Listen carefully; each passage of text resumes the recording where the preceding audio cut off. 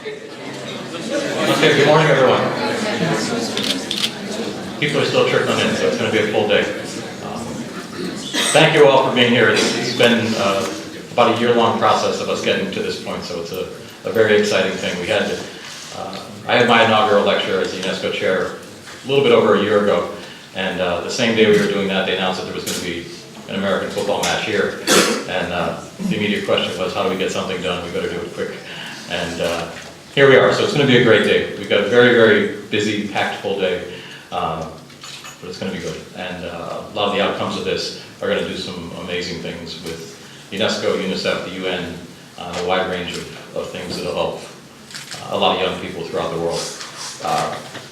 I just wanted to quickly just mention and give a very sincere thanks to our different sponsors who have helped us through the whole event. And then Pat and Alan will say a few words, and then we'll get our first panel going. Just some great people who've been working with us.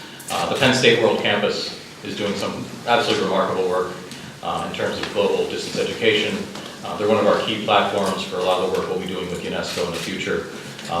Croke Park, I have to mention, has just been absolutely unbelievable. From day one, they've just been coming up with great ideas. And as we put this together, Peter McKenna and Julie and everyone else, they saw this as much more than just a conference. They saw this as launching a movement, and that's what they called it all along the way, and they're absolutely dead on with it. We're honored to have folks here from Lumos, who's a key partner of our global network of UNESCO chairs, and they'll be having a panel later this morning. Also, Freuga, there's many Freuga faces here. Yeah, look at there's the hands in the back, very good. And Sean Campbell, our dear friend and partner. Quaker Oats, and you may see the Quaker Oats things outside there, and they said, please take things, and we'll have gift bags later, so take things home for dinner. They're part of the PepsiCo Corporation, and they've had a tremendous dedication to youth development and young people. The Prevention Research Center at Penn State has been a key partner of ours, and some of the folks are here today. Ed Smith's over here, doing some amazing work in lots of areas that touch on things for young people. And then a few other groups quick. The U.S. Embassy in Dublin has been fantastic, the U.S. Commission for UNESCO, and also the Fulbright Commission in Ireland. They were actually, years ago, were kind enough to give me a Fulbright study to go study with Pat Dolan, and it led to a lot of the things we're working on today. So there's been a tremendous outpouring of great people here. So, with that, I'd like to hand it over quickly to Professor Alan Smith.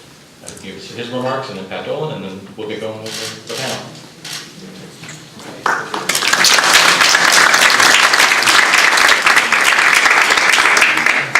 Just to add my word of welcome to the symposium. It's been a great experience working with Mark and Pat since Mark's appointment to the UNESCO chair last year. A few words about the UNESCO chair at the University of Ulster. It was established in 1999, which was just after the peace agreement in Northern Ireland. And the focus for the chair took a bit of agonising thinking over what is the focus. It sounds a little bit cumbersome, but the chair focuses on issues to do with pluralism, human rights, and democracy.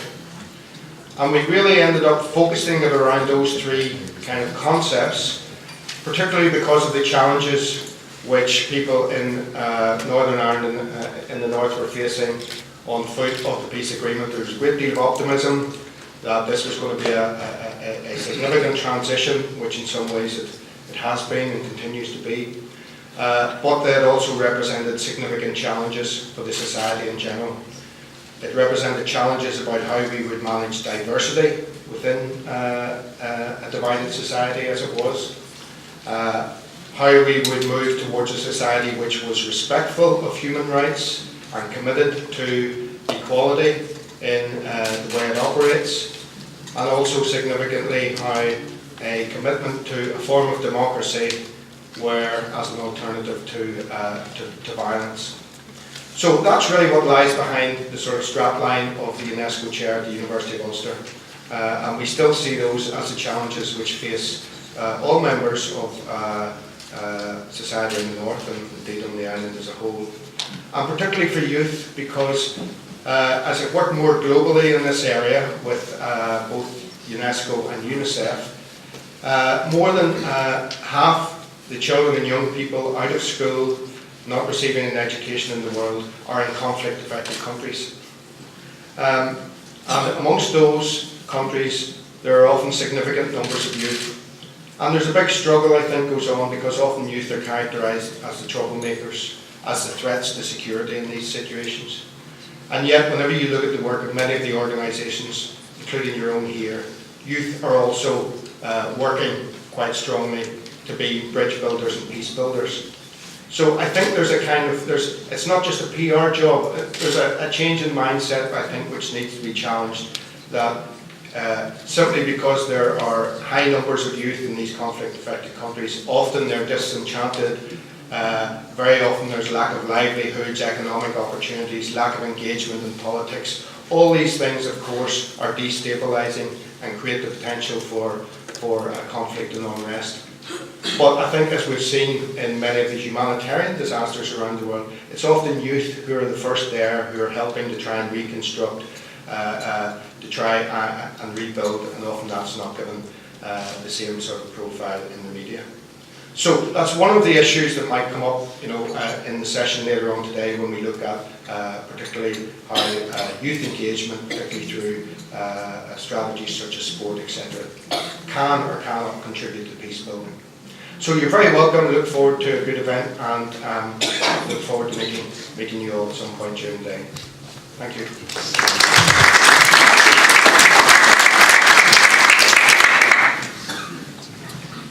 And I'm the final part of the Three Stooges. Good morning, everybody. My name is Pat Dolan. I'm UNESCO Chair for Children, Youth and Civic Engagement at NUI Galway. I just want to echo Mark's comments about your welcome and Alan's comments about being welcome here today. It's an important day for us, but we hope it's an important day for you as well. My chair was established in 2008 at NUI Galway, and as I said, it's on the themes of children, youth and civic engagement. And civic engagement, and our focus today is on sport, but we're going to hear about other forms of recreation, including sound, music, the work that Lumos are doing. We're going to look at this from the point of view of civic engagement has been a key tool for young people's engagement in civic society, and I'm really excited about that. And finally, I'd like to say that we see this as the beginning of a journey that we hope you will join us on in the years to come, and we're very excited about that. I also want to echo my thanks to Croke Park, to Peter and Julie, the Croke Park for the support in establishing this event, but also obviously to thank Penn State University, who have a game here on Saturday that they want to win coming up, but to thank Penn State for their involvement as well. So in thanking Croke Park, I'm delighted that Pádraig Duffy, who's Director General of the GA, is here and is willing to declare the symposium open. Thank you, Pádraig.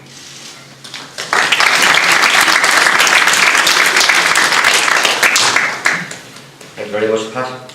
I'm very honoured on behalf of the Gaelic Events Association to welcome you to our home in Croke Park.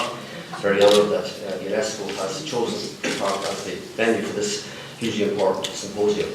As a sporting organisation, we're very keenly aware of what sport can contribute to youth development and leadership, and also very aware of the importance, more than ever, of UNESCO and its role in mobilising education and building a cultural understanding.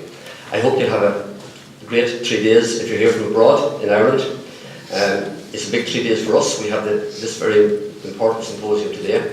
We have Penn State, UCF on Saturday, and on Sunday the stadium will have 82,000 people here to watch Dublin play Donegal. So whether you're here for 1, 2 or 3 events, I hope you'll enjoy your visit to Croke Park, that you'll get some idea of what the GA is about. And as I said, thank you for your presence here. I'm particularly pleased to see that there are quite a few members of the GA involved in the symposium today, and I know that we, like all other organisations affiliated with this symposium, will benefit from it. So thanks to Professor Brennan, Professor Smith and Professor Dolan for coming to Croke Park, bringing the symposium here, and I hope you have a really successful day. Thank you.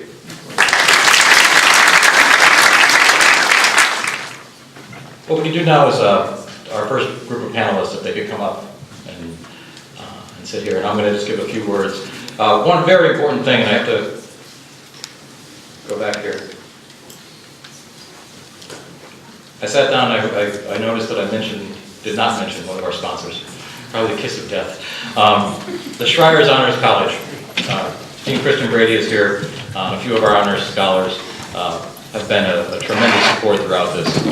They're some of the key elite among Penn State students and scholars, and have just been remarkably supportive of this event. And